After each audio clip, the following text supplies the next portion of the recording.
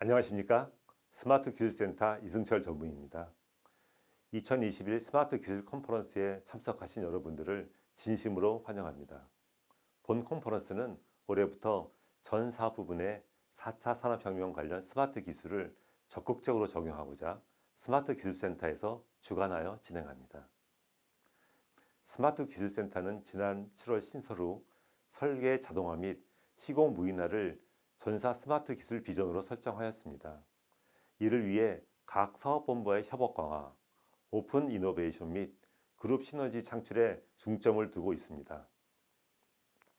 이번 컨퍼런스는 플레이 위드 스마트 테크놀로지, 워크 스마터라는 슬로건을 정하고 스마트 기술 기반 전사 업무 혁신을 주제로 기획되었습니다. 올해 컨퍼런스는 다양한 내외부 연사를 모시고 더욱 풍성하게 구성되었습니다. 첫째 날은 스마트 엔지니어링, 설계 자동화와 최적화를 주제로 인공지능 및 데이터 디지털 기술을 소개하고 엔지니어링 업무에 가져다줄 기대 효과를 다루게 됩니다. 둘째 날은 스마트 컨스트럭션, 시공 무인화와 모듈화를 주제로 건설 자동화 장비, 로보틱스 및 옵사이트 컨스트럭션 기술이 현황과 적용 사례를 중심으로 준비되었습니다. 오전 세션은 외부 특강으로 4개 세션의 대학 교수님들과 AI 전문 스타트업 대표께서 기술 트렌드와 적용 사례를 소개해 주시게 됩니다. 오후 R&D 세션은 각 사업본부와 스마트 기술센터에서 개발하고 있는 기술 중심으로 2개 트랙, 총 8개 세션으로 구성하였으며 그룹사인 현대제철의 신기술 적용 사례도 발표하게 됩니다. 스마트 기술센터는 이번 컨퍼런스를 시작으로 사업본부와의 기술 협업을 강화하고 동시에 외부 전문기관 및 그룹사와 공동 기술 개발의 장을 마련하여 협업을 확대해 나갈 것입니다. 컨퍼런스는 오늘부터 이틀간 온라인 비대면으로 진행되며 참석하지 못하시는 분들을 위해 추후 사내 시스템에 콘텐츠를 업로드 예정이오니 많은 관심과 참여 부탁드립니다. 저희 스마트 기술센터는 컨퍼런스 이후에도 전사 기술 조직으로 기술 개발을 통한 업무 혁신에 총력을 다할 것을 약속드리겠습니다. 감사합니다.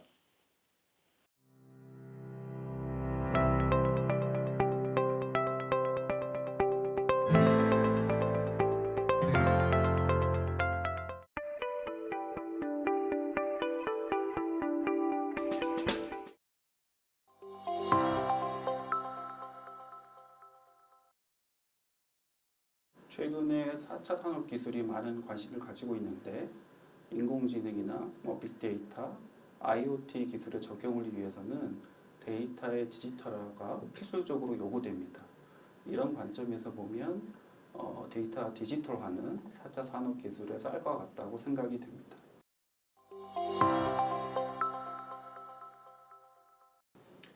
플랜트 산업에서 여러 엔지니어링 기술이 개발되어 왔는데 기존 기술의 한계를 극복하는 차원에서 보면 4차 산업 기술이 굉장히 큰 잠재력을 가지고 있고 그 근간이 되는 것이 데이터 디지털화이기 때문에 우리가 많은 관심을 가져야 되는 분야라고 생각합니다. 네, 안녕하세요. 고려대학교 기계공학부의 문두환 교수입니다. 이렇게 좋은 발표 자료를 만들어 주셔서 감사하고요. 플랜트 산업의 엔지니어링 데이터 디지털화 기술 개발 사례에 관해서 말씀을 드리겠습니다. 발표 소개를 드리면 이 데이터 디지털화는 기본적으로 컴퓨터가 처리할 수 있는 형식으로 이 데이터를 구조화하는 것을 보통 의미합니다. 근데 이걸 좀 넓게 생각을 하면 이미지와 같은 비정형 데이터를 디지털화하는 경우나 혹은 이미 구조화된 데이터에서 의미 있는 정보를 찾는 경우, 그리고 디지털 데이터를 목적에 맞게 다른 형식의 데이터로 가공을 하는 경우를 들 수가 있습니다. 그래서 저는 이 세 가지 사례에 대해서 플랜트 산업을 중심으로 연구 개발한 것들에 관해서 소개를 드리도록 하겠습니다. 저는 현재 고려대학교에서 근무를 하고 있고요. 그 전에 한국해양연구원과 경북대학교에서 근무하였습니다. 주로 하는 연구 분야는 컴퓨터 이용 설계, 제품 데이터 교환을 위한 산업 데이터 표준, 제품 생애주기 관리, 그리고 지식 기반 엔지니어링 VR, 그리고 3D 프린팅 지원 응용 시스템 개발이 있습니다. 본 화면은 저희 연구실 홈페이지하고 저희 연구 성과물을 홍보하기 위해서 만든 유튜브 채널을 보여주고 있습니다. 아까 말씀드렸던 것과 같이 엔지니어링 데이터 디지털화는 크게 보면 비정형 데이터를 디지털 데이터로 만드는 거, 디지털 데이터를 좀 더 다른 형태의 데이터로 가공해서 의미 있는 정보를 찾는 거, 그리고 디지털 데이터를 다른 형식의 디지털 데이터로 전환하는 작업이 있게 됩니다. 그래서 첫 번째 경우에는 객체 인식 및 구조화가 필요하고, 두 번째 경우에는 특징 추출 및 분류를 해야 됩니다. 마지막으로 세 번째의 경우는 데이터 가공 및 변환이 필요하게 됩니다. 그래서 이 세 가지 케이스에 대해서 저희가 연구를 한 엔지니어링 도면 디지털화, 부품 카탈로그 책자 디지털화, 전군에서 배관 컴포넌트 인식 기술, 비랩 모델에서 특징 영상 인식 기술, 대형기기 3D 형상 단순화, 디지털 트윈 가상화 모델 구축에 관해서 설명을 드리겠습니다. 첫 번째는 엔지니어링 도면 디지털화 기술입니다. 그래서 일반적으로 이미지 형태의 엔지니어링 도면이 있으면 사람은 당연히 이 도면을 가지고 필요한 정보를 찾을 수가 있습니다. 그렇지만 컴퓨터는 이 이미지 형태의 도면을 가지고 획득할 수 있는 정보가 없게 됩니다. 그래서 저희는 이 이미지 형태의 도면으로부터 객체 인식, 객체 통합 및 연계, 디지털 도면 생성의 세 단계를 통해서 상업용 시스템과 동일한 수준의 정보력을 갖는 디지털 도면을 생성하는 기술을 연구하였습니다. 그래서 각 단계에 대해서 살펴보면 객체 인식 단계에서는 심볼과 텍스트, 라인을 인식하고, 객체 통합 및 연계 단계에서는 심볼과 라인과 관련되어 있는 텍스트를 찾아서 심볼과 텍스트, 라인과 텍스트를 통합하게 됩니다. 그리고 그 이후에 심볼과 라인 간의 연결 관계를 분석을 해서 객체 연결 그래프를 생성을 합니다. 디지털 도면 생성 단계에서는 객체 연결 그래프를 읽어드려서 2D 카탈로그나 품번 체계, 그리고 마들링 규칙을 통해서 디지털 도면을 생성을 하게 됩니다. 도면 디지털화 프로세스에 대해서 좀 더 구체적으로 살펴보면 객체 인식 단계에서는 일반적으로 최근에는 객체 인식을 위해서 딥러닝 기술을 많이 사용하기 때문에 학습 데이터에 관한 생성이 필요합니다. 그리고 도면을 구성하고 있는 심볼이나 텍스트, 라인을 인식하기 위해서 다양한 형태의 딥러닝 기술을 적용합니다. 저희는 심볼 인식을 위해서 GFL, 텍스트 인식을 위해서 크래프트와 테서렉트, 그리고 라인 인식을 위해서 레티나넷과 여러 가지 이미지 프로세싱 기법을 적용하였습니다. 그리고 객체 통합 및 연계 단계에서는 객체 인식 결과를 전처리하고 텍스트와 심볼 라인과의 통합, 그리고 그 이후에 심볼과 라인 간의 연결을 통해서 객체 연결 그래프를 출력을 합니다. 그리고 마지막 단계인 디지털 P&ID 제너레이션 단계에서는 미리 준비된 2D 카탈로그를 활용해서 심볼과 라인을 배치하고 품번 체계에 따라서 심볼과 라인에 연결되어 있는 텍스트로부터 태그 아이디와 라인 넘버를 인식해서 할당을 합니다. 그리고 엔지니어링 속성 입력 및 필요한 후처리를 통해서 덱스피 형식의 지능형 P&ID로 저장을 합니다. 여기서 덱스피는 현재 산업에서 많이 사용되고 있는 디팩트 표준으로서 상업용 시스템과 동일한 수준의 정보력을 가진 P&ID에 관한 중립 포맷으로 이해하시면 될 것 같습니다. 그래서 지능형 P&ID를 생성하게 되면 그로부터 현업에서 요구하는 각종 물량표의 자동 산출이 가능합니다. 본 화면은 저희가 개발한 기술을 활용해서 K사가 제공한 P&ID나 저희가 자체적으로 준비한 표준 심볼 기반 P&ID를 디지털화한 실험 결과를 보여주고 있는데요. 전체적으로 2시간 내외의 시간이 소요되었습니다. 그래서 2시간을 구체적으로 살펴보면 기본적으로는 5% 정도의 소프트웨어 구동 시간, 그리고 딥러닝 기술이 100%의 인식률이나 정확도를 보이지 않기 때문에 딥러닝이나 다각종 기술을 이용해서 인식 및 변화를 한 후에 수작업이 들어가게 됩니다. 그 수작업 시간이 한 2시간이나 1시간 47분 정도가 소요되었습니다. 그래서 본 수준의 도면에 대해서 한 2시간 정도면 도면을 디지털화할 수 있다고 생각이 됩니다. 다음은 부품 카탈로그 디지털화 기술입니다. 그래서 부품 카탈로그 디지털화라는 것이 어떤 것인지 설명을 드리면 일반적으로 EPC사나 OEM사는 부품 제작사로부터 부품 카탈로그 책자를 받아서 필요한 부품을 식별한 후에 설계에 활용을 하게 됩니다. 근데 일반적으로 제공되는 정보가 PDF와 같은 디지털 책자 형태로 구성되어 있어서 이로부터 필요한 정보를 찾는 것은 현재는 온전히 설계자의 역할입니다. 근데 이와 같은 것들이 쉽지 않기 때문에 아까 말씀드렸던 디지털화 기술을 사용해서 부품 카탈로그 책자로부터 자동화 시스템에 필요한 부품 사양 데이터를 자동으로 추출하는 기술을 의미합니다.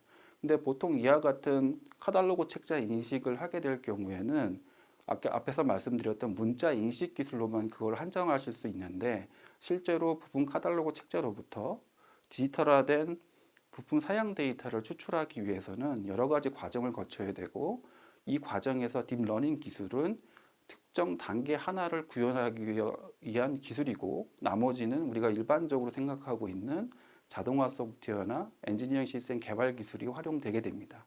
그래서 부품 카탈로그 디지털화의 경우를 살펴보면 부품 카탈로그 책자로부터 부품별 부품 카탈로그를 분할하고 그리고 품번을 인식하고 사양 테이블을 인식한 다음에 테이블 내 문자를 인식하게 됩니다. 그리고 문자를 인식하고 나면 사실 이것은 문자일 뿐이지 어떤 공학적인 의미를 갖고 있지 않습니다. 그래서 특정 문자열이 뭐 속성에 해당되는지, 기기 타입에 해당되는지, 혹은 그 속성 값에 해당되는지를 구분을 해야 됩니다. 그래서 그런 구분을 하기 위한 참조 온톨로지로서 뭐 산업 데이터 표준에서 활용된 분류 체계라든가 참조 데이터를 활용해서 미리 사전이라고 해야 될까요? 뭐 딕셔너리를 구축을 하고 이를 활용하게 됩니다.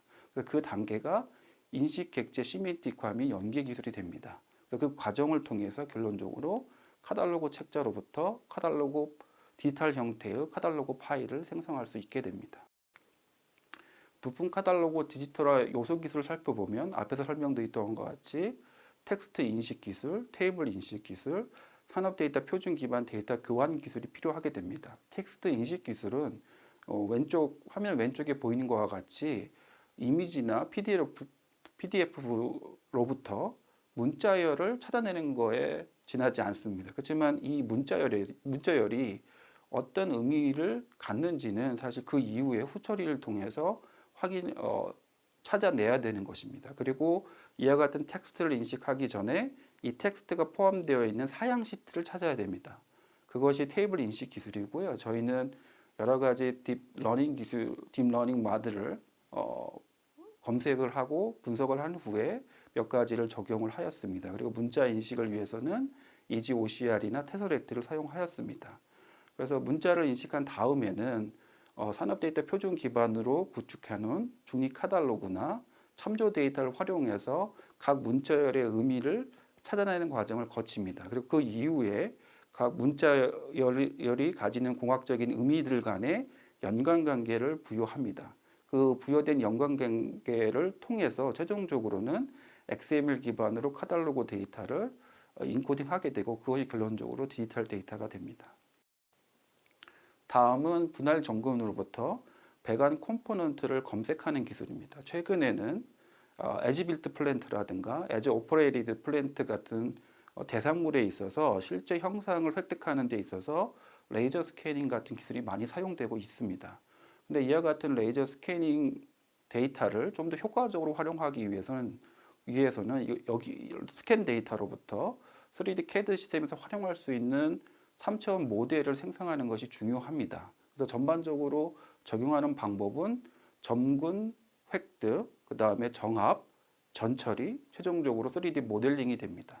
근데 이 중에서 3D 모델링을 하는 방법을 생각해 보면 점근을 분할 점근으로 나누고요. 각 분할 점근에 대해서 먼저 파이프를 인식합니다. 그리고 그 다음에 파이프를 연결하는 피팅이나 기기들을 찾게 됩니다. 이와 같은 방법을 고려하고 그리고 상업용 시스템에서 제공하는 기능을 살펴보면 상업용 플랜트 3D CAD 시스템은 스펙 드리븐 모델링이라고 해서 미리 구축해 놓은 카탈로그로부터 필요한 카탈로그를 찾은 다음에 3차원 공간상에 배치하는 방식으로 모델링을 합니다. 이거는 비주얼을 이용해서 다이어그램을 그리는 것과 유사한데요.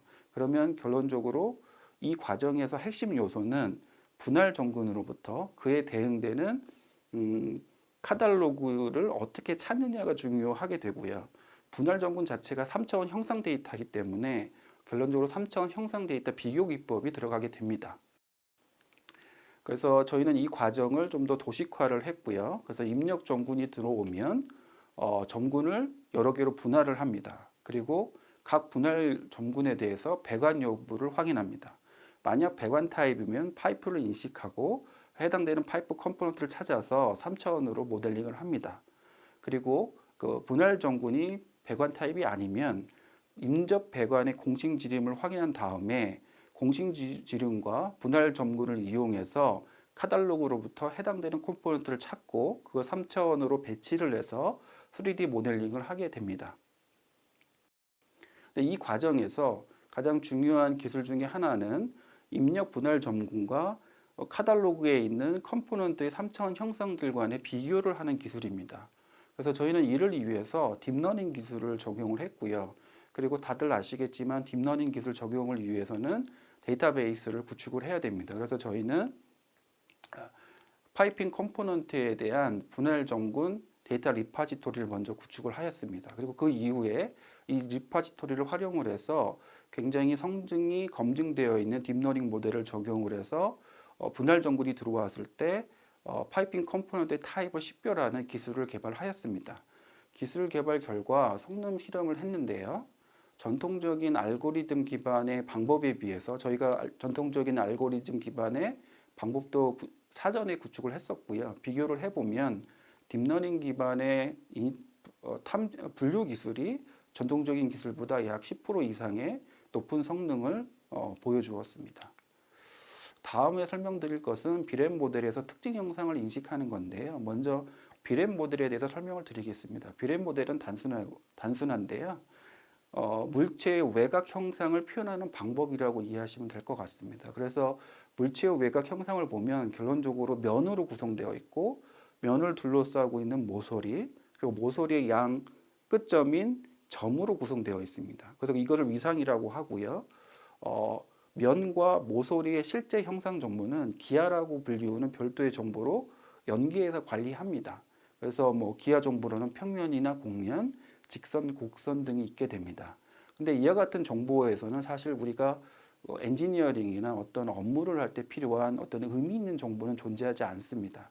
그래서 이와 같은 비랩 모델로부터 의미 있는 정보, 예를 들어 3차원 형상이 있을 때 체결에 사용하는 스냅피트 후크를 찾는다거나 어떤 부품의 부품의 제작에 필요한 절삭 가공 특징 형상 등을 찾아야 되는 이슈들이 많이 존재하고 저희 우리나라의 산업이 고도화됨에 따라서 시스템을 자동화하게 되고 지능화를 하는 요구가 늘어납니다. 따라서 이와 같은 기술적인 요구는 제가 보기에는 더 늘어나고 있습니다. 그래서 특징 형상 인식이라는 게 비랩 모델로부터 공학적 의미를 갖는 부분 형상을 찾고 타입을 분류하는 기술이 됩니다. 저희는 이와 같은 사례로서 비랩 모델에서 특징 형상을 인식하는 프로세스를 정립하고 관련 기술을 개발을 했습니다. 그래서 전반적인 과정을 살펴보면 3차원 CAD 시스템에서 피처 디스크립터라고 불리우는 데이터를 뽑아냅니다. 그 뽑아낸 데이터를 가지고 사전에 학습이 된 심층 신경망 모델에 입력을 합니다. 심층 신경망 모델에 입력을 하면 심층 신경망 모델은 이거를 분류를 해서 이게 어떤 특징 형상 타입에 해당되는지를 알려줍니다. 그러면 그 반환된 특징 형상 타입 정보를 3차원 CAD 시스템에 반환을 함으로써 우리가 비랩 모델로부터 비랩 모델을 구성하는 각 면에 대해서 이게 특징 형상에 해당되는지 아닌지, 특징 형상에 해당된다면 어떤 타입에 해당되는지에 관한 정보를 찾을 수 있게 하였고요. 일반적으로 3차원에 관련된 딥러닝 기술을 보면 점군이나 메쉬, 복셀 등에 관한 연구는 꽤 많은데 이 비랩 모델에 관한 연구가 최근에 시작이 되고 있습니다. 그렇지만 대부분의 기계 CAD 시스템, 플랜트 CAD 시스템, 건축 CAD 시스템에서는 비랩마들이나 비랩마들을 좀 단순한 형태의 데이터 형태를 사용하고 있어서 비랩 모델을 활용할 수 있는 딥러닝 기술을 개발하고 이거를 3차원 설계 시스템과 연동하는 것이 필요합니다. 그런 관점에서 꽤 유의미한 연구라고 생각을 하고 있습니다. 그래서 이 연구에서 비랩 모델을 구성하는 각 면에 대해서 특징 영상 타입을 인식하기 위해서 저희는 DNN 기반의 딥러닝 마들을 구성을 했고요. 그래서 이 구성에서 실제로 인식한 실험을 해본 결과 저희가 이전에 개발한 알고리즘 기반 방법에 대해서 기존의 알고리즘 기반 방법이 인식하지 못했던 특징 형상 사례들을 충분히 유연하게 대처할 수 있음을 확인하였습니다. 그래서 지금까지 설명드린 것과 같이 이 딥러닝 기술을 활용하게 되면 전통적인 알고리즘 기반의 방법에 비해서 유의미한 정도의 성능 향상 효과를 얻을 수 있다고 생각을 합니다. 그래서 개발된 특징 영상 인식 딥러닝 마들을 이용해서 3차원 CAD 시스템과 연동을 함으로써 실제로 특징 영상 인식을 하는 소프트웨어 모듈을 개발을 했습니다. 근데 여기서 이제 좀 중요한 점은 우리가 보통 딥러닝을 하게 되면 딥러닝을 이용해서 뭐 분류하거나 탐지를 하는 게 다라고 생각을 하는데 엔지니어링사나 플랜트 EPC사 같은 사 내에서 활용하고 있는 어떤 시스템 체계에 적용하기 위해서는 이와 같은 딥러닝 모듈을 개발한 다음에 그 회사 내의 엔지니어링 시스템과의 연동을 어떻게 할지도 꽤 중요한 이슈가 됩니다. 그 이유를 하나 살펴보면 예를 들어 저희가 한 연구에서 이 3차원 CAD 시스템은 C++나 오픈 캐스케이드, MFC와 같이 전통적인 개발 환경을 적용했고요. 특징 영상 인식 모듈은 딥러닝을 활용해야 되기 때문에 파이썬이나 케라스와 같은 새로운 개발 환경을 썼습니다. 그래서 비단 데이터 인터페이스뿐만 아니라 환경적인 차이가 있어서 우리가 어떤 현업에서 딥러닝 기술을 적용할 때 이와 같은 어떤 시스템 간의 데이터 연동이나 호환에 대해서 고민할 필요가 있다고 생각합니다. 다음은 대형기기 3D 형상 단순화입니다. 먼저 기술에 대해서 설명을 드리면 왼쪽 그림에 있는 것과 같이 LOD 100% 정도의 수준의 3D CAD 마들이 들어오면 이거를 LOD 30% 수준의 데이터가 줄어든 3D CAD 마들로 자동으로 변환하는 기술입니다. 근데 이와 같은 기술이 필요한 이유는 현대 엔지니어링과 같은 EPC사는 시스템 레벨의 설계를 하기 때문에 기기나 자재 혹은 패키지의 외부 형상하고 그다음에 외부 컴포넌트들과의 연결을 위한 나즐이나 포트 정보가 존재를 하면 됩니다.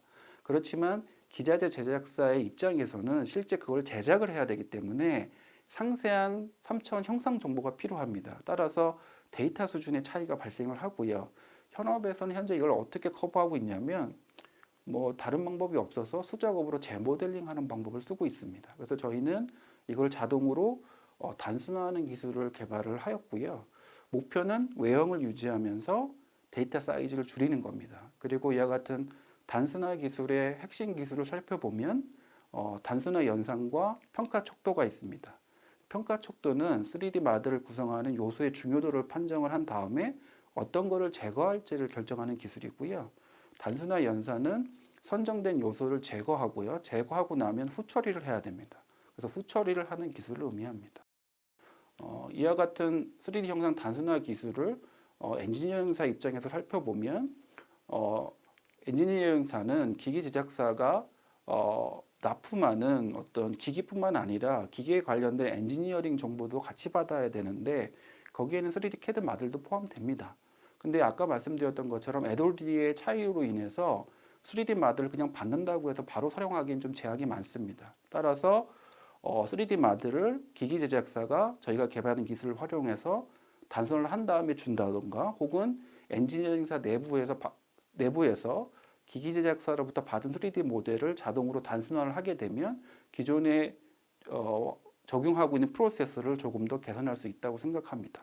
그리고 이와 같은 협업 케이스뿐만 아니라 공학 해석이라든가 팩토리 시뮬레이션 그리고 VR 환경 구성에 있어서도 이와 같은 기술을 충분히 활용할 수 있습니다. 3D 형상 단순화 프로세스에 대해서 설명을 하면 3차원 CAD 데이터와 포토와 같은 보조 데이터를 먼저 입력을 받고요. 아까 말씀드렸던 것과 같이 평가 촉토를 이용한 중요도 계산에 필요한 입력 정보를 계산합니다. 그 예에는 뭐 피처 볼륨도 있을 수 있고요. 외곽 경계에 존재하는 형상도 있을 수 있고요. 내부 형상도 있을 수 있습니다. 그래서 그와 같은 정보를 찾은 다음에 평가 첨부를 가지고 각 요소의 중요도를 계산을 합니다. 중요도가 결정이 되면 어떤 걸 먼저 지워야 되는지를 알 수 있기 때문에 사용자가 요구하는 LOD에 따라서 예를 들어 원본 모델이 10개의 요소로 구성되어 있는데 사용자가 LOD를 30%를 원했다라고 하면 10개 중에 7개를 순차적으로 지워나감으로써 모델의 LOD를 감소시키게 됩니다.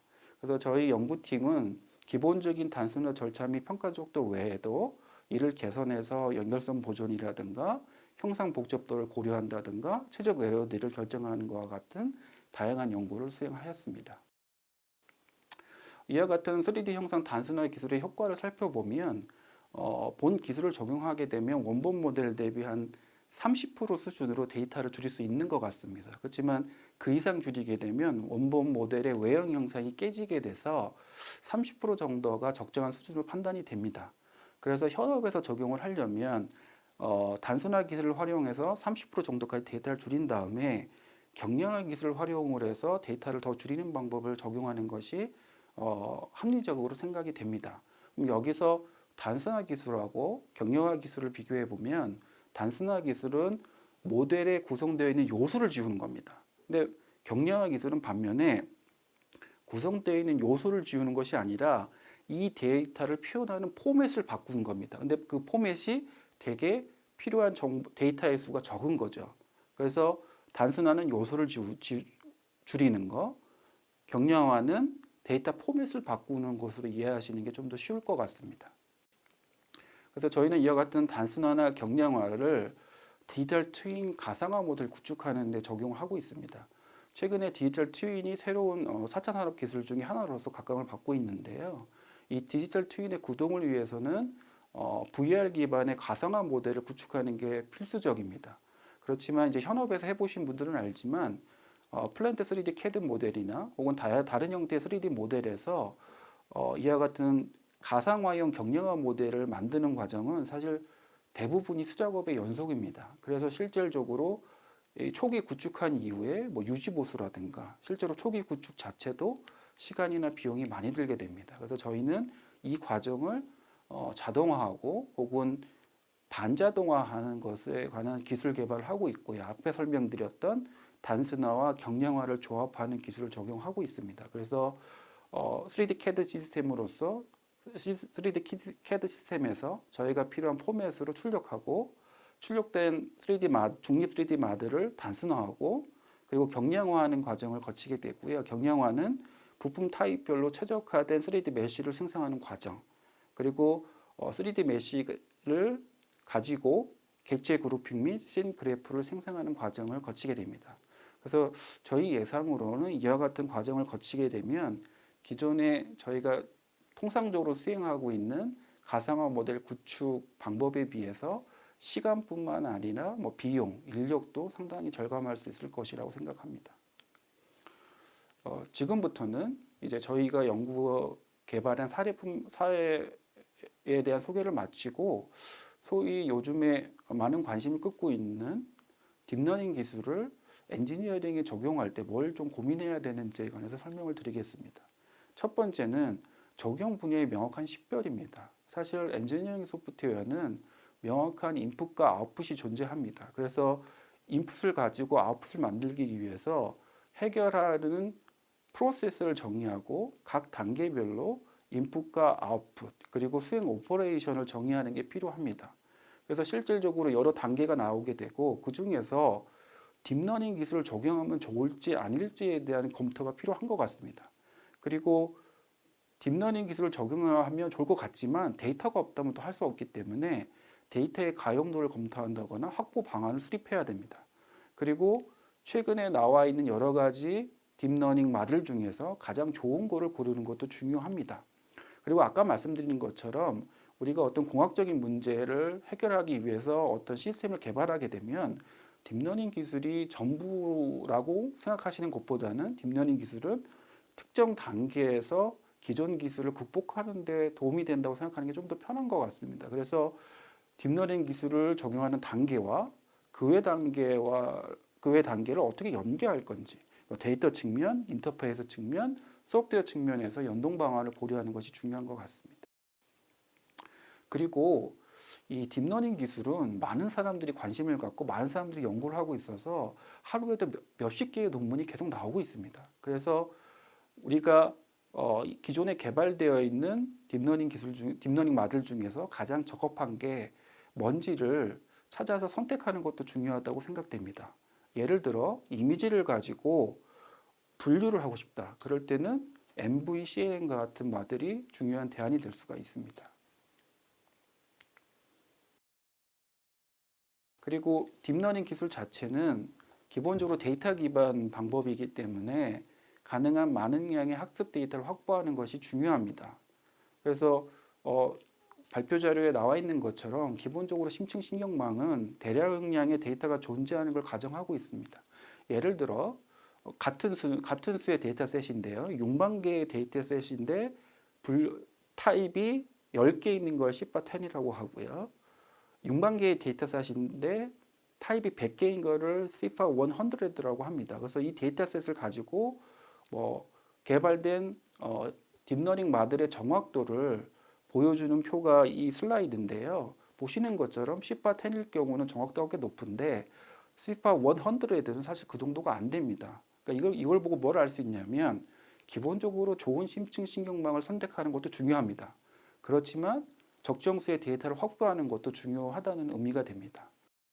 그렇지만 여러분들이 아시겠지만 보면 분야 외에 엔지니어링 분야에서는 사실 이와 같은 데이터를 확보하는 게 좋지 않기 때문에 제 생각으로는 데이터를 확보할 때 가능하면 재활용성을 고려해서 잘 구축하는 게 중요한 것 같습니다. 그래서 그런 관점에서 관련 산업 데이터 표준을 활용하는 것이 중요하고요. 구체적으로 보면 설계, 시공, 유지보수 단계별로 필요한 데이터를 분석하고 산업 데이터 표준에서 제공하고 있는 표준 어휘라든가 데이터 마들 혹은 정보 자원을 고려해서 딥러닝 모델을 위한 데이터 세트, 데이터 구조를 정의하고 이를 통해서 공유 확산함으로써 학습 데이터의 재활용성이나 활용도를 제고하는 게 꽤 중요한 것 같습니다. 실제로 저희 연구실에서 딥러닝 관련 연구를 하게 되면 현장에서 구할 수 있는 데이터의 한계가 있기 때문에 사실 저희 연구실 자체에서 데이터를 만들어서 나중에 실제 현장 데이터는 보완하는 정도로 사용하는 게 대다수였던 것 같습니다. 그래서 실제로 딥러닝 기술을 적용할 때 이 데이터의 확보는 굉장히 중요한 이슈라고 생각됩니다. 실제로 이제 이 화면은 저희가 아까 설명드렸던 것 같이 피팅 컴포넌트를 인식하기 위해서 데이터 세트를 구축하는 결과이고요. 이때 그 피팅 컴포넌트의 타입을 분류하는 게 중요했는데 저희가 했던 방식은 오토캐드 플랜트 3D 카탈로그에서 분류하고 있는 분류를 가지고 이걸 재정리해서 저희 나름대로 피팅 컴포넌트에 관한 분류를 다시 정의하였습니다. 근데 이 과정에서 오토캐드가 아니라 예를 들어 관련 산업 데이터 표준, IS 10303이라든가 IS 1592라든가 ISO 13584에서 제공하고 있는 데이터 분류 자원 같은 걸 활용하게 되면 제 활용도를 더 높일 수 있을 것으로 생각합니다. 이제 지금까지 발표를 다 했고요. 이제 마무리를 해보면 디지털 기술은 아까 말씀드린 것과 같이 기존 기술의 한계를 극복할 수 있는 4차 산업 기술의 근간이 됩니다. 그래서 이 디지털화에 관심을 갖는 게 중요하고요. 저희 연구실에서는 엔지니어링 도면 디지털화라든가 부분 카탈로그 책자 디지털화, 배관 컴포넌트 인식, 특징 영상 인식, 대형 기기 3D 모델 단순화를 통한 가상화 모델 구축 관련한 여러 가지 연구를 수행하였습니다. 그리고 최근 곽감을 받고 있는 딥러닝 기술을 현장에 적용할 때 단순히 적용해서 끝나는 것이 아니라 사실 여러 가지 고려 사항이 있어서 간단하게 고려해야 될 사항에 대해서 설명을 드렸습니다. 예, 이상 제 발표를 마치겠고요. 장시간 들어주셔서 대단히 감사드립니다.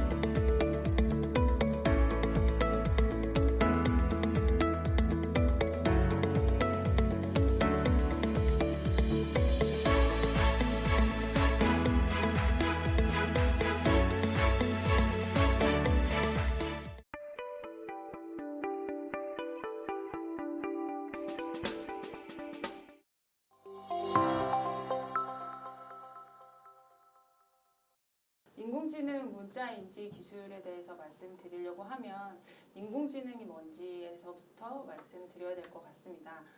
인공지능 많이들 들어보셨을 텐데요. 좀 더 학문적인 의미로 말씀을 드린다고 하면 인간이 가지고 있는 인지 능력, 보고 듣는 능력, 그리고 학습하는 능력, 추론하는 능력, 그리고 언어적인 능력들을 컴퓨터가 비슷하게 그 능력을 수행할 수 있도록 프로그래밍하는 기술이라고 보시면 될 것 같습니다. 그래서 인공지능 문자인지 기술이라고 하면 인간이 보고 글자가 있는 것을 인지하는 것처럼 컴퓨터가 수행할 수 있도록 어떤 이미지나 사진이나 동영상이 들어왔을 때 그 안에 있는 글자를 찾아서 컴퓨터가 이해할 수 있는 그러한 데이터로 출력해주는 그러한 모델들, 그런 기술을 의미합니다.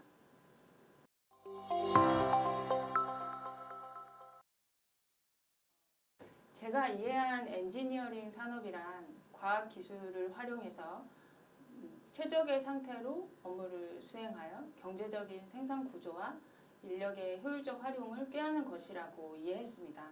이러한 효율적인 구조를 추구하는 엔지니어링 산업은 인공지능을 적용할 수 있는 많은 여지가 있다고 생각합니다.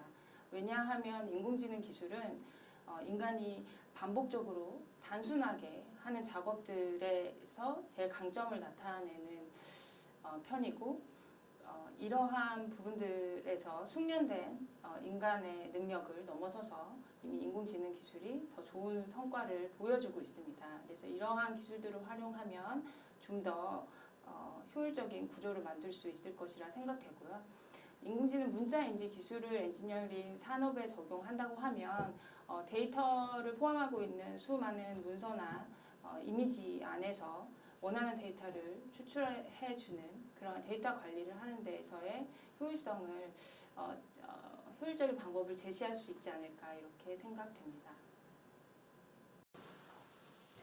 안녕하십니까? 인공지능을 활용한 문자인지 및 데이터 구조화 발표를 하게 된 주식회사 젠티 대표 최현진입니다. 발표를 시작하기에 앞서 저희 회사에 대해서 아마 아시는 분들이 아무도 없지 않을까 이런 생각을 해서 저희 회사 소개를 좀 간단히 드리도록 하겠습니다. 저희가 대외적인 활동을 거의 하지 않았던 회사라서 저희는 과기부에서 주최한 인공지능 대회에서 문자인지 분야와 자연어 처리 분야에서 모두 1위를 차지한 회사입니다. 그 시작은 객체 탐지로 시작을 해서 문자인지 쪽에 제품도 개발하고 거기서 습득한 모델과 기술을 기반으로 해서 2020 인공지능 그랜드 챌린지 대회에서 문자인지 분야 1위를 차지하였습니다. 그리고 자연어 처리 기술을 활용한 금융 플랫폼 제품도 개발하였는데 이 부분에서의 모델과 기술을 기반으로 해서 저희가 6인의 팀으로 자연어 처리 관련된 과기부 대회에서도 1위를 차지하였습니다. 주요 연구 개발 분야로 보시면 저희는 딥러닝의 시작은 객체 탐지로 시작을 해서 이 제품을 개발하고 관련 대회를 나가게 되고 자연어 처리도 제품을 먼저 개발하고 관련 대회를 나가면서 이런 문자인지 쪽과 자연어 처리에 대한 연구와 개발을 계속 해왔습니다. 최근에는 이런 문자인지 기술과 자연어 처리 기술을 가미해서 문자인지 쪽에서 데이터 구조화, 데이터 추출, 정보 추출 관련한 기술들이 계속 나오고 있어서 오늘 이 부분에 대해서 설명드리려고 합니다. 오늘 강연의 큰 두 부분은 문자인지, 아까 말씀 초반에 드렸던 것처럼 문자를 인식하는 기술, 그리고 데이터 구조와 정보 추출하는 이 두 가지 주제에 대해서 설명드리도록 하겠습니다. 첫 번째, 문자인지 관련 기술입니다. 문자인지 기술은 문자 찾기, 문자 인식 이렇게 두 가지 부분으로 나누어 설명드리겠습니다. 인공지능에서 말하는 문자 인식, 문자 인지 기술에 대해서 말씀드리려고 하면 문자의 범위에 대해서 먼저 말씀드려야 될 것 같습니다. 어떤 문자를 말하는 것이냐, 이미지 속에서의 글자를 말합니다. 그러면 어떤 스캔된 프린트된 문서를 스캔한 것, 그게 하나의 영역이고요. 자연 장면 내 문자라고 하는데, 자연 장면이라고 하면 일반적인 저희가 사진을 찍었을 때의 이미지를 말합니다. 그래서 텍스트 인 더 와일드라던가 신텍스트 이렇게 의미를 말을 하고 있습니다. 이 두 가지 범주의 이미지 문자들의 특성을 보시면 스캔된 문서 같은 경우에는 배경은 하얗고 글자는 검정색인, 그리고 뭐 폰트들도 굉장히 정돈된 폰트나 글자 크기도 좀 비슷한 그러한 특성을 가지고 있습니다. 이러한 특성들은 컴퓨터가 글자를 인식하는 데 있어서 스캔된 문서인 경우에는 훨씬 더 수월하게 인식을 하는 편이고요. 자연 장면 내 문자, 신텍스트의 이미지들을 보시면 아시겠지만 배경도 굉장히 복잡하고 글자의 모양이라던가 폰트, 사이즈가 굉장히 다양하기 때문에 저희도 인식하기 어려운 것처럼 컴퓨터도 이러한 문자들을 인식하기 어려워해 왔습니다. 그래서 이 부분은 신텍스트 중심으로 인공지능 기술이 이 부분을 해결하려고 계속 연구 개발을 해왔다 보시면 될 것 같습니다. 신텍스트는 크게 두 가지 유형의 신텍스트로 나눌 수 있습니다. 포커스드 신텍스트, 인시덴털 신텍스트 이렇게 두 가지로 나눌 수 있는데요. 포커스드 신텍스트라고 하면 글자를 찍으려고 글자를 중심으로 사진을 찍었다고 보시면 됩니다. 그래서 그 글자의 영역을 표시하려고 했을 때 직사각형의 모양으로 표시가 되는 경우를 말하고요. 인시덴털 신텍스트 같은 경우에는 일반적으로 그냥 사진을 찍어서 그 안에 글자가 존재하는 경우입니다. 그래서 측면에서 찍거나 뭐 반사가 되거나 아니면 뭐 흐릿하거나 이렇게 좀 어려운 경우가 많이 있습니다. 그럼 이러한 문자들을 인지하기 위해서 어떠한 프로세스를 거치느냐, 제가 도식을 좀 그려봤습니다. 텍스트 디텍션, 문자를 찾는 과정, 텍스트 리코니션, 문자를 인식하는 과정을 거치게 되는데, 들어오는 인풋과 아웃풋을 보시면 인풋은 이미지가 들어옵니다. 사진이나 동영상을 처리하는 것인데요. 동영상도 사진의 연속으로 본다고 하면 어쨌든 이미지가 들어와서 글자의 위치를 찾고 글자가 무엇인지를 찾는 단계를 거쳐서 아웃풋은 텍스트 스트림이라고 하는 컴퓨터가 처리할 수 있는 문자열로 나온다고 보시면 될 것 같습니다.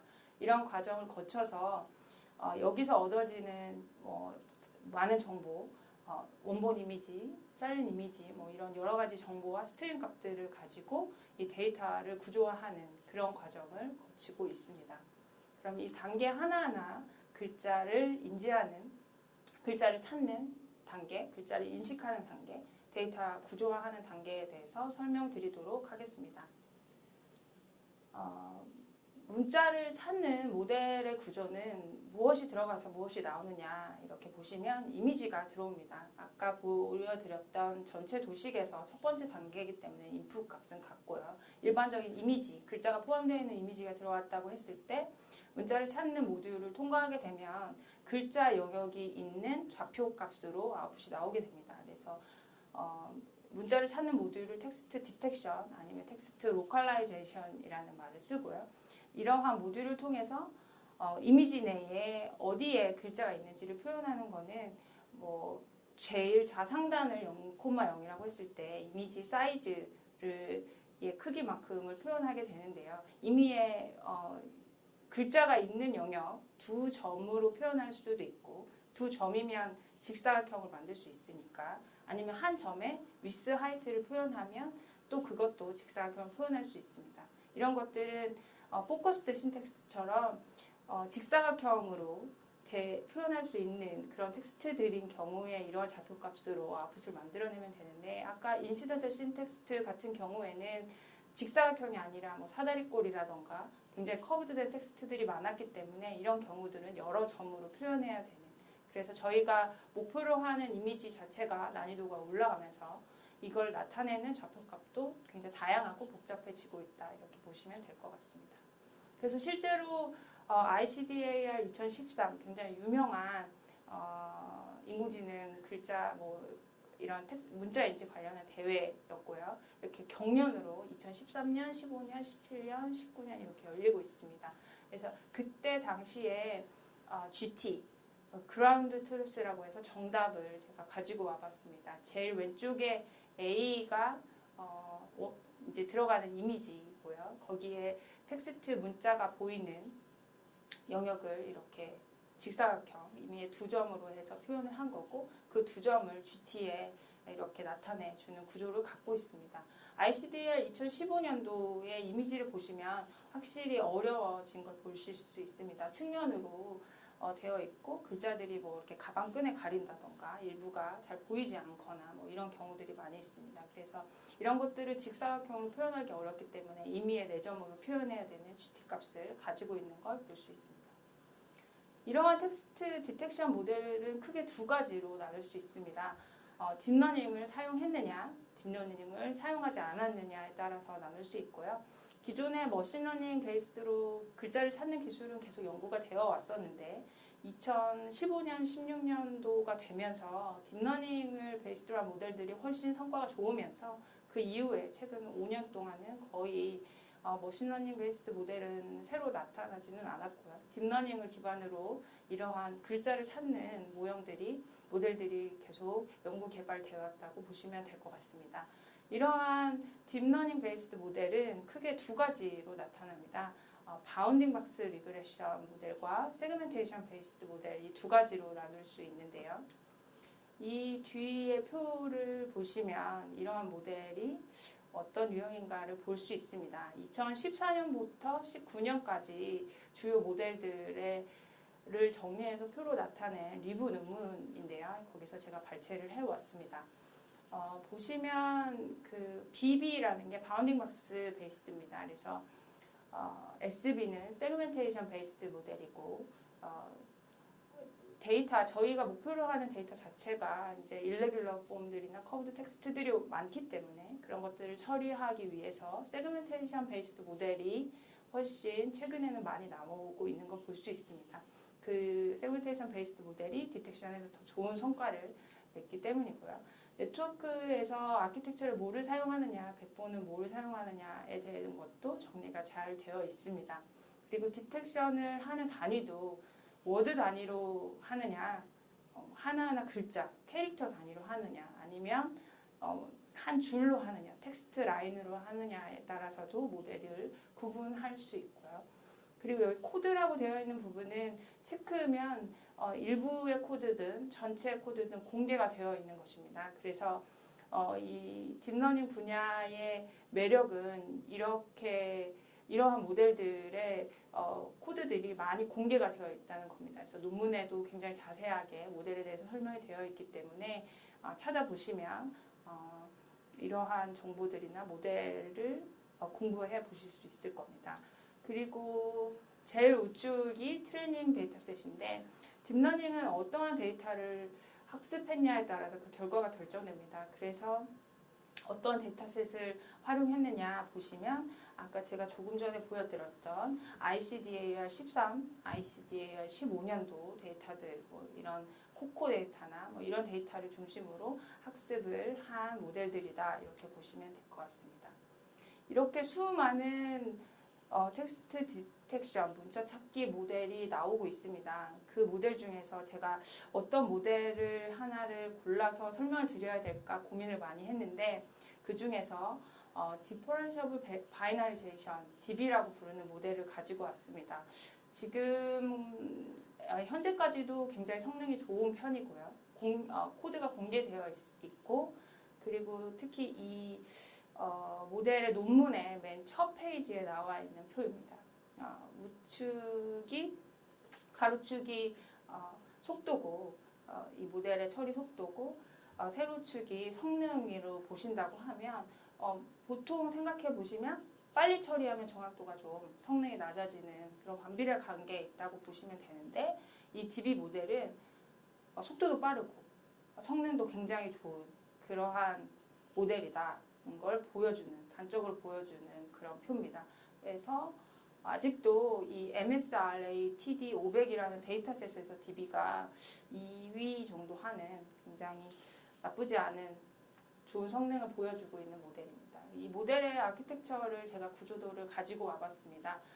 인풋 이미지가 들어온다. 제일 왼쪽에 인풋 이미지가 들어온다고 했을 때 이 네트워크를 통과하면서 여기에 텍스트가 글자가 문자가 있는지 아닌지를 찾는 그러한 특성을 뽑아내는 이라고 해서 피처 익스트랙션 단계라고 합니다. 이러한 단계를 거쳐서 이 이미지 내에 문자가 있는지 아닌지를 판별해내는 그러한 단계를 거치게 됩니다. 그래서 이러한 단계는 네트워크를 통과하면서 그 사이즈가 계속 줄어들게 되는데요. 2분의 1, 4분의 1, 8분의 1, 16분의 1, 32분의 1 이렇게 줄어들게 됩니다. 그래서 근데 이 모델은 세그멘테이션 베이스드 모델이기 때문에 원본 이미지의 4분의 1 정도 되는 사이즈의 텍스트가 있을 만한 그러한 것을 나타내는 프로바빌리티 맵에 표시를 하게 됩니다. 그리고 텍스트의 경계 라인을 표시해주는 threshold 맵도 같이 도출을 하게 됩니다. 그래서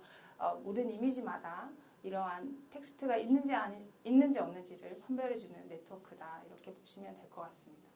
실제로 이 DB 모델을 통과해서 나온 결과를 보시면 굉장히 다양한 포맷의 커브드 텍스트라던가 저렇게 세로 글씨까지 글자가 있는 영역을 굉장히 정확도가 높게 표시해주고 있는 걸 볼 수 있습니다. 텍스트 세그멘테이션 단계는 제가 아까 전체 도식에서 설명을 따로 드리지 않았던 단계인데요. 텍스트 디텍션과 문자를 찾는 단계와 문자를 인식하는 단계 사이에서 표현할 수 있는 단계입니다. 그래서 글자가 있는 그 부분에 이렇게 색칠을 하는 단계라고 보시면 될 것 같습니다. 문자를 인지하는 기술에 있어서 반드시 해야 하는 부분은 아니고 이렇게 일부 표시를 하고 싶을 때 이렇게 할 수 있는 모듈이라고 보시면 될 것 같습니다. 텍스트 디텍션, 문자를 찾는 그러한 모듈을 통해서 저희가 글자가 있는 위치, 좌표값을 얻었다고 하면 그 좌표값을 가지고 글자가 있는 영역만 잘라낼 수 있습니다. 그것을 크롭드 이미지라고 하는데요. 그러한 인풋 값을 받아서 문자 인식 모듈에 넣게 됩니다. 그 문자 인식 모듈을 통과하게 되면 컴퓨터가 처리할 수 있는 스트링 값, 문자로 이렇게 나오게 되는 그러한 모듈입니다. 예시를 보시면 ICDAR 2015년도 GT 정답을 제가 가지고 와봤습니다. A는 들어가는 인풋 이미지인데요. 원래 저희가 보시던 이미지에서 글자가 있는 영역만 잘려 있는 걸 보실 수 있고 로테이션돼서 이렇게 회전됐다던가 일부 여러 가지 그런 부분들이 나타나 있는 이미지가 있고요. 이 부분들을 인식해서 어떤 글자인지를 맞춰야 되는 것이 B 부분에 GT가 있는 걸 보실 수 있습니다. 문자 인식 모듈은 이렇게 크게 4가지의 단계를 거칩니다. 이 단계에는 클로바 AI 네이버에서 2018년도에 나온 논문에서 제가 가지고 왔는데요.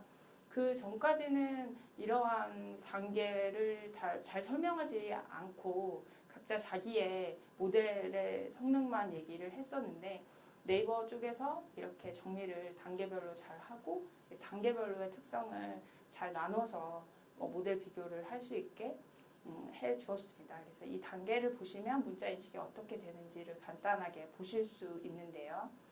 첫 번째 트랜스포메이션 단계는 지금 들어오는 이 잘려진 글자가 있을 거라고 생각해서 잘려진 이 이미지를 사각화, 이 노멀라이즈 이미지로 바꿔주는 과정입니다. 그래서 그리드로 나눠가지고 이걸 이렇게 변환해주는 컴퓨터가 인식을 잘 할 수 있게 어떤 특성을 찾아내는 네트워크를 들어가기 전에 전처리 단계라고 보시면 될 것 같습니다. 그래서 이렇게 한번 노멀라이즈 텍스트, 노멀라이즈 이미지로 처리가 된 이미지를 해서 어떤 글자인지를 판별해내는 피처 익스트랙션 단계를 거치게 됩니다. 그래서 이 비주얼 피처 벡터로 표현되게 되고 이러한 캐릭터들의 벡터에서 문맥상의 의미, 맥락적인 의미, 컨텍스추얼 퓨처를 뽑아내는 시퀀스 모델링 단계를 거칩니다. 이런 단계를 거쳐서 어떤 문자인지를 예측하려고 하는 프레딕션 단계까지 거치게 되면 들어오는 이미지에서 어떤 글자인지를 매치하게 됩니다. 실제 저희가 2012년부터 19년까지 주요 모델들을 텍스트 레코니션 모델들을 한번 정리된 버전을 가지고 와봤습니다. 주요 모델들을 이렇게 보시면 지금 저희가 말씀드렸던 피처 익스트랙션 단계, 시퀀스 모델링 단계, 프레딕션 단계 이렇게 각 단계별로 어떠한 것들을 썼는지를 볼 수 있고요. 시퀀스 모델링 같은 경우에는 LSTM을 썼냐, 바이 LSTM을 썼냐, 아니면 아무것도 쓰지 않았냐, 뭐 이런 걸로 구분되는 걸 볼 수 있습니다. 프레딕션 같은 경우에는 어텐션이냐, 아니면 CTC냐 이렇게 구분되고요. 아니면 최근에는 어텐션과 CTC를 다 사용하는 그런 모델도 나오기도 했습니다. 텍스트 디텍션, 문자 찾는 모델과 마찬가지로 문자 인식도 어떠한 데이터를 가지고 학습을 했냐 이 부분이 굉장히 중요한데 이 후반부의 모델들을 보시면 MJ 플러스 ST 이렇게 되어 있는 게 많은 걸 볼 수 있습니다. 이 데이터들은 MJ 합성 데이터셋, 신스 텍스트라는 ST 합성 데이터셋을 50대 50으로 이렇게 같이 학습한 걸 의미하는데요. 합성 데이터를 중심으로 학습을 해왔습니다. 그래서 MJ 플러스 ST로 트레이닝 데이터셋을 일괄적으로 맞춰서 서로 성능 비교를 하는 그러한 모습이었습니다. 그런데 최근에 인텔에서 Yet Another Text Recognize라는 모델을 발표했습니다. 이 모델의 특징은 왜 우리가 성능을 보여줘야 하는 곳은 리얼 데이터, 실제 리얼 데이터인데 우리는 합성 데이터만 가지고 학습을 하니까 성과가 안 나오는 거니까 우리 합성 데이터와 리얼 데이터를 같이 섞어서 트레이닝을 해보자 이런 시도를 이런 시도가 최근에 나타나고 있습니다. 그래서 이런 모델이 기존의 문자를 인식하는 텍스트 리코니션 모델의 성과를 굉장히 뛰어넘는 성과를 보여줬고요. 그래서 여기서 코코 데이터에 있는 코코 데이터셋에서 텍스트가 있는 것만 취합해서 그거를 어노테이션 정보와 그때 사용했던 어노테이션 툴까지 모두 공개를 했습니다. 그래서 리얼 데이터를 활용하실 수 있다. 그리고 그것이 훨씬 성능이 높다. 이런 말씀을 드리고 싶었습니다. 그리고 저희가 2020 인공지능 그랜드 챌린지 때 문자인지 1위를 했을 때도 간판의 정보를 인식해야 하는 과제였는데 실제 간판 데이터를 학습을 했을 때 훨씬 더 좋은 성과를 나타냈습니다. 그래서 합성 데이터만 사용하지 말고 리얼 데이터를 사용을 하면 훨씬 더 좋다라는 말씀을 드리고 싶었습니다. 문자를 인식한다고 보시면 실제 어떤 글자인지를 고르는 태스크라고 볼 수 있습니다. 그래서 영문이다라고 하면 알파벳 26자, 대소문자까지 하고 거기에 숫자 10개, 뭐 해봐야 몇 개 안 되는데 한글의 경우를 생각해 보시면 한글 같은 경우에 초, 중, 종 성까지 하고 그 가지수를 생각해 보면 실제로 11,000개가 넘습니다. 이 11,000개가 넘고 그 중에서 저희가 자주 사용하는 음절 한 글자는 한 2,000자 정도 됩니다. 그래서 언어적으로 영어에 비해서 한글은 인식해야 되는 글자가 엄청 많다. 그래서 저희 같은 경우 문자 중에 영어도 있고 숫자도 있고 한글도 있고 특수문자 뭐 이렇게 있기 때문에 그러한 것들을 어떻게 세팅하느냐 이런 부분들을 잘 고려하셔야 합니다. 그리고 아래 이미지 책 사진을 보시면 저희 나라를 포함해서 중국이나 일본, 한국, 중국, 일본에서 나타나는 특징인데 세로 글씨를 씁니다.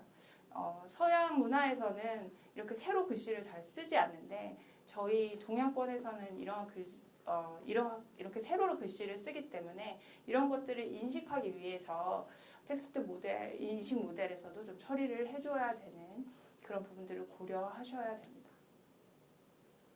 이렇게 문자인지, 문자가 어디 있는지 찾고 그 문자가 무엇인지를 알아내는, 고르는 문자 인식의 단계를 거쳐서 텍스트 구조화 및 단계를 텍스트 구조화를 할 수 있습니다. 이 부분은 최근에 자연어 처리, 저희 그냥 인간이 보통 사람이 쓰는 언어를 자연어라고 말을 하는데요.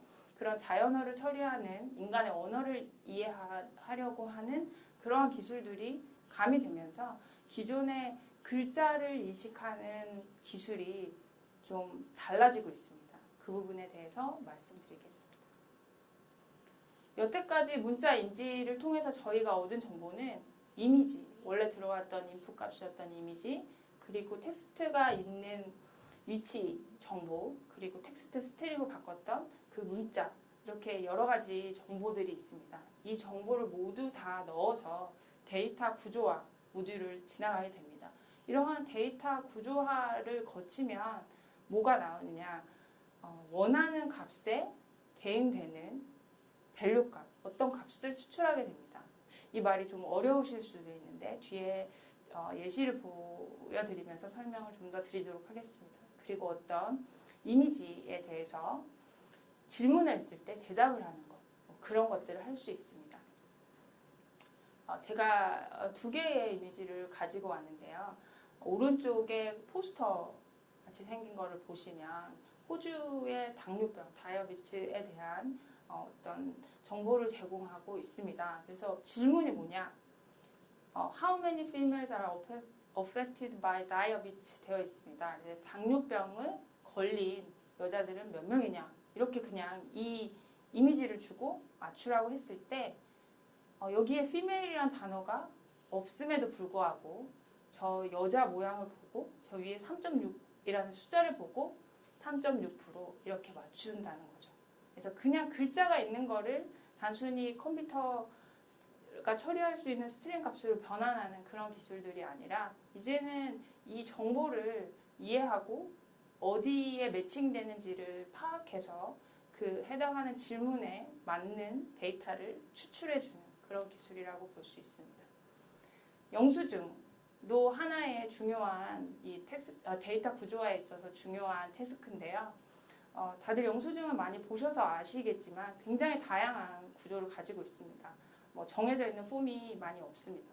근데 저희가 어느 레스토랑에서 썼느냐, 상호가 어디냐, 그 상호의 주소는 어디고 언제 썼고 그래서 돈을 얼마나 썼는지 이런 정보를 수많은 영수증 데이터를 입력해서 이 데이터만 뽑아내고 싶다, 정보를 추출한다, 인포메이션 익스트랙션 하고 싶다라고 했을 때 이걸 문자인지 기술을 통해서 하나하나 이제 스트링 값으로 다 바꿔 놓은 상태에서 이 데이터 구조화 모듈을 통과하게 되면 여기에 컴퍼니 땡땡 스타벅스 이렇게 되어 있지 않아도 이 제일 윗부분에 스타벅스 이렇게만 돼 있어도 컴퍼니는 스타벅스다라고 모델에서 맞추게 되고요. 주소도 그렇고 날짜, 총 금액까지 이렇게 맞추는 그러한 데이터 추출을 할 수 있습니다. 그래서 기존에 정형화되어 있던 문서를 처리하던 문자 인지 기술에서 이렇게 가변에 변하고 있는 다양한 형태의 문서나 이미지를 이해해서 원하는 데이터를 이 왼쪽이 키 값이고 오른쪽이 밸류 값인데 원하는 정보에 매칭되는 데이터를 찾아준다 이렇게 이해하시면 될 것 같습니다. 이쪽 분야에서도 굉장히 모델이 계속 나오면서 성과를 개선해 나가고 있습니다. 램버트라던가 레이아웃 LM이라던가 이런 모델들이 계속 나오고 있는데 그 모델의 구조를 한번 가지고 와봤습니다. 문서에 이미지가 들어온다, 이렇게 아래 문서 이미지가 들어오는 인풋 값으로 들어오게 되는데 지금 문자인지를 통해서 그 이미지 안에 있는 글자들을 다 인지했다고 했을 때 그 하나하나의 글자들을 모두 다 토큰으로 잡아서 여기 왼쪽에 보이는 구조가 버트, 자연어 처리의 버트라는 유명한 모델의 구조를 채용한 건데요. 그 토큰으로는 워드를 다 놓고 학습을 인베딩을 해서 학습을 하게 되면 프리트레인드 레이아웃 LM이라는 모델을 얻게 됩니다. 그래서 여기다가 추가적으로 원본 이미지도 넣고 크롭된 그 잘라진 하나하나의 워드의 이미지를 넣게 됩니다. 추가적인 학습을 한 번 더 하는데요.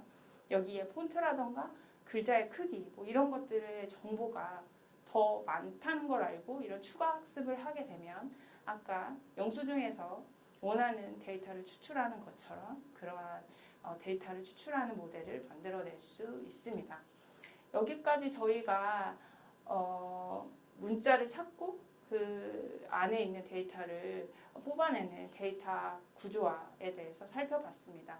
이런 기술 분야에 대해서 어떻게 저희가 흘러왔느냐, 기술의 동향에 대해서 말씀을 뭐로 드리면 잘 이해가 되실까 생각을 해보다가 그 국내나 해외에서의 인공지능 대회들의 주제나 데이터셋에 대해서 말씀을 드리려고 했습니다. 말씀을 드리면 좋을 것 같습니다. 왜냐하면 그 당시에 학계나 산업계, 기업들이 굉장히 관심이 많고 도전해볼 만한 과제들이 이런 유명한 대회에서의 주제로 쓰이고 있기 때문에 그 부분들을 한번 제가 정리를 해봤습니다. 그래서 해외 인공지능 대회 중에서 문자인지나 데이터 구조와 관련한 대회들의 주제를 한번 살펴보시겠습니다. ICDR 2013년도 때부터 19년까지 흘러온 걸 보시면 이 포커스드 신텍스트, 아까 저희가 글자를 중심으로 사진을 찍었던 태스크고요. 인시덴털 신텍스트는 그냥 일반적으로 사진을 찍었을 때 그 안에 글자가 있는 그러한 태스크였고 17년도에 MLT는 멀티링규얼 신텍스트입니다. 그래서 여러 가지 언어에 대해서 수행하는 과제였으며 19년도에 스로이라고 영수증, 아까 제가 보여드린 영수증 데이터가 있었고요. 19년도에 와서는 이제 대부분의 이미지 안에 텍스트, 글자를 찾아내는 기술은 어느 정도까지 정복이 되었기 때문에 일부 굉장히 특이한 arbitrary shape의 텍스트만을 인식하는 그러한 대회가 이제 열리게 됩니다. 그리고 아까 그냥 자연 장면 내에서 질문을 하고 대답을 하는 그 신텍스트 비주얼 QA, 그래서 STVQA 이런 대회도 열렸습니다. 그리고 다큐멘트 안에서의 QA, 다큐멘트 VQA가 계속 열리고 있는 상황입니다. 그래서 글자를 찾아내는 기술에서 이제 그 안에서의 질문과 대답을 하는 원하는 데이터를 찾아내는 그런 단계로 넘어서고 있다, 이렇게 보시면 될 것 같습니다. 그래서 2013년도 포커스 신텍스트에서의 GT 값은 제가 앞에서도 설명을 드렸고 이 대회의 데이터 같은 경우에도 보시면 글자가 이미지의 중심에 굉장히 잘 보이게끔 잘 찍어 놓은 걸 볼 수 있습니다. 그리고 그 안에서의 태스크가 여러 가지가 있는데 텍스트 로컬라이제이션, 글자를 찾는 그러한 과제였습니다. 이 2013년도 대회 당시에는 수준이 75% 수준이었는데 대회가 끝나고도 계속 이제 모델의 성능을 평가할 수 있도록 제출할 수 있게 있는 시스템인데요. 현재는 96%까지 올라와 있는 상태입니다. 그래서 75%에서 한 20%가 넘게 계속 그간에 개선이 되었다, 성능이 이렇게 좋아졌다고 보시면 될 것 같고, 세 번째 태스크의 워드 리코니션 쪽의 모델도 마찬가지로 85%였던 수준에서 95%, 10% 넘는 수준까지 올라와 있는 상태입니다. 2015년도 태스크 같은 경우에는 보시면 이미지를 인식하는 게 훨씬 어려워져 있는 걸 보실 수 있습니다. 그래서 대회 당시에는 50%도 안 되는 수준이 1위를 차지했습니다. 그만큼 그 당시에는 굉장히 어려웠던 대회였고요. 현재는 이러한 인시덴털 신텍스트를 처리할 수 있는 모델들이 많이 나오면서 92% 수준까지 올라와 있는 상태입니다. 그리고 17년도에 열렸던 MLT 같은 경우에는 여러 가지 언어에 대해서 디텍션을 하고 리코니션 하는 모델들도 마찬가지로 대회 이후에 개선이 많이 되어가고 있는 상태입니다. 스로이, 이 영수증 데이터를 대상으로 하는 이 대회는 크게 세 가지 태스크입니다. 텍스트 로컬라이제이션, OCR이라고 하는 텍스트 리코니션 단계, 그리고 키 인포메이션 익스트랙션 데이터를 추출해내는 구조화 단계로 보시면 첫 번째 로컬라이제이션 태스크 같은 경우에는 현재 99%까지 올라와 있습니다. 그래서 영수증 내에 글자가 어디 있는지를 판별하는 기술은 거의 완벽하게 올라와 있다. 그리고 그 글자가 무슨 글자인지를 맞추는 것도 지금 97% 수준까지 올라와 있습니다. 그리고 키 인포메이션 익스트랙션도 대회 당시에는 90% 수준이었는데 98% 수준까지 현재 올라와 있습니다. 저기 파란색이 이제 대회 당시 때 수준인데 거기에 바로 위에 젠티 베이스라인이라고 저희도 얼마 전에 저희 이 데이터 구조와 관련한 모델을 이렇게 서밋을 했는데요. 저희가 계속 연구 개발을 해서 계속 성능 개선을 해서 좋은 성과를 낼 수 있도록 해보겠습니다. 그리고 아까 웬만한 쉬운 그런 이미지 속에 글자 찾는 게 아니라 이제는 arbitrary shape만 남아있다. 좀 어려운 이미지, 컴퓨터가 처리하기 어려운 이미지를 대상으로 하는 그런 태스크들이 아직도 있는 상태고요. 그리고 신텍스트 VQA 같은 경우는 한번 보시면 여기 뭐 사진 아래에 소다 회사의 이름이 무엇이냐 이게 질문입니다. 코카콜라 이걸 맞춰야 되는 굉장히 어려운 질문이고요. 이런 것들을 이제 처리를 하는 기술들을 만들어내고 있다 보시면 될 것 같습니다. 그래서 아까 저 포스터는 제가 설명을 드렸고요. 그래서 문서나 어떤 사진 속에서의 원하는 정보를 추출하는 기술들이 지금 해외에서는 그 부분까지 오고 있다 이렇게 보시면 될 것 같습니다. 국내에서도 인공지능 대회가 계속 열리고 있습니다. 저는 과기부에서 주최한 대회를 중심으로 문자인지나 데이터 구조화 부분에 대해서 제가 정리를 해봤는데요.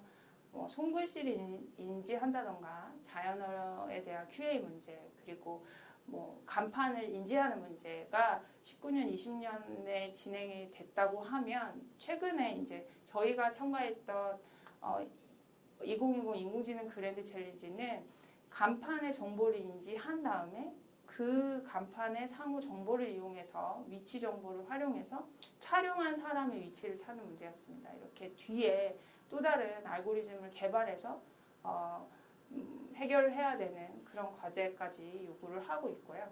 지금 곧 열리게 될 2021년 인공지능 그랜드 챌린지에서는 통합 시나리오 버전입니다. 그래서 객체를 탐지하고 문자를 인지하고 음성을 인지하는 이러한 기술을 다 종합해서 해야 하는 그러한 단계. 저희 인간의 능력을 구현하는 게 인공지능 기술이라고 초반에 말씀드렸는데 그것처럼 사람은 문자만 인지하지 않잖아요. 그래서 듣기도 듣고 보기도 보고 이런 여러 가지 복합적인 능력을 개발하는 것을 대외로 이렇게 주제로 삼으면 연구소라던가 학교에서 아니면 기업에서 그것과 관련된 기술들을 열심히 개발하게 되는 그렇게 흘러가고 있습니다. 복합 시나리오 상태로 지나가고 있고요. 그래서 저희가 참가했던 대회는 간단하게 말씀드렸던 것처럼 이렇게 이미지 속의 상호를 이미지 속의 상호를 디텍션해서 리코그니션해서 거기에 매칭되는 GPS 정보를 지도 내에서 파악을 해서 스코링을 해서 촬영한 사람, 촬영된 위치를 찾는 거였습니다. 그래서 이 부분에 굉장히 큰 상장된 기업들도 많이 나왔었는데 저희가 1등을 차지하면서 장관상도 받고 연구비 7억도 지원을 받았습니다. 그래서 스코링하는 부분, 그래서 여기 보시면 저희가 최종으로 인식 모델 같은 경우에는 AI 허브에 있는 실제 간판 데이터를 활용해서 성능을 높였다는 것들을 보실 수 있고요. 그리고 이 스코어링하는 것도 그 스코어링 상호 점수를 내서 그 점수가 가장 높은 지역을 찾은 다음에 어느 위치인지 각도 계산을 하기 위해서 이 매핑을 하고 그 로스 값이 최소화되는 지역을 찾는 그런 산식을 통해서 저희가 구현을 했습니다. 그리고 올해 6월에 열렸던 텍스트로 구성된 서술형 수학 문제를 푸는 문제는 이렇게 여러 유형으로 나와 있고 이 부분의 데이터셋을 구축하고 자연어처럼 처리 모델을 기반으로 해서 텍스트 클래시파이어로 어느 유형인지를 판별하고 그걸로 처리할 수 있는 모델이나 아니면 유형별 솔버를 만들어서 좋은 결과를 내게 됐습니다. 이 부분은 저희가 이런 문자인지 기술을 통해서 만들어 놓은 제품인데요. 보시면 앱을 켜서 카메라를 켜시면 거기에 원하는 검색어를 뭐 음성이나 타이핑을 해서 찾으시면 이 글자가 그 지금 카메라에 보이는 화면에 있는지 없는지를 실시간으로 찾아주는 그런 앱입니다. 그래서 유해 화학물질 같은 경우도 한 100여 개를 한 번에 검색할 수 있고요. 그래서 네, 저희가 이러한 문자인지 기술을 기반으로 이 인공지능 카메라 앱을 만들었는데요. 눈길이라는 이름이고요. 원하는 곳에 이렇게 카메라를 대고 찾으려고 하는 글자를 음성 인식이나 타이핑을 통해서 입력을 하면 실시간으로 찾아주는 그런 앱입니다. 유해 화학물질 같은 경우에는 글자도 굉장히 복잡하고 영문도 있어서 약어도 있어서 기억하기 어려운데 실제로 이런 부분들을 한 100여 개를 한 번에 찾아주는 그런 유용한 앱으로 보시면 될 것 같습니다. 고객센터.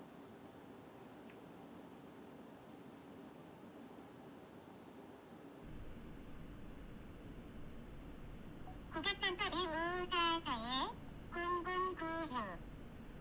그래서 이렇게 재생되는 걸 보시면 고객센터라고 음성으로 입력을 하면 고객센터가 있는 부분을 찾아주고 해당 영역을 클릭하면 그 주변의 글씨를 같이 읽어주는 그런 유용한 기능이고요.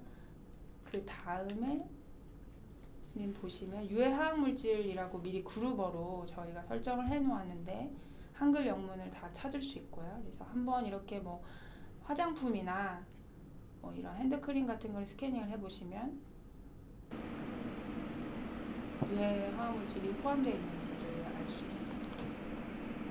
그래서 이런 기술들이 현재 다 가능하다 이렇게 보시면 될 것 같고요.